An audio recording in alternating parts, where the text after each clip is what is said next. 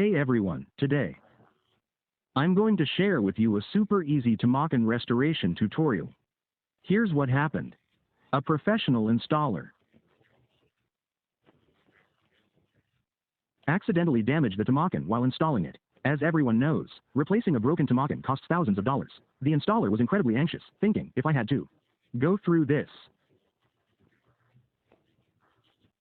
I'd be wasting a lot of time.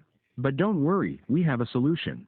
First, we'll start with the plastering step, which is like applying medicine to a wound. We'll use professional repair materials and carefully fill in the damaged areas, smoothing out the dents. Like magic, the Tamakan surface is smooth again.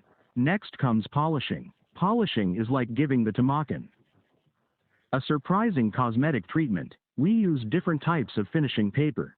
Through gradual sanding, from coarse to fine, the repaired area blends seamlessly with the original Tamansu surface, leaving it incredibly smooth. Then comes the painting, a crucial step. Like dressing the Tamansu in a new garment, we use a paint that perfectly matches the Tamansu's color and evenly spray the repaired area, leaving it looking exactly like the original, with no visible signs of repair. Finally, the gloss is applied. Using specialized tools and materials, we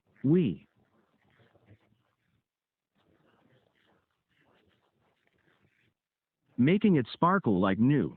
After this series of operations, the once damaged Tamansu is restored to its former glory.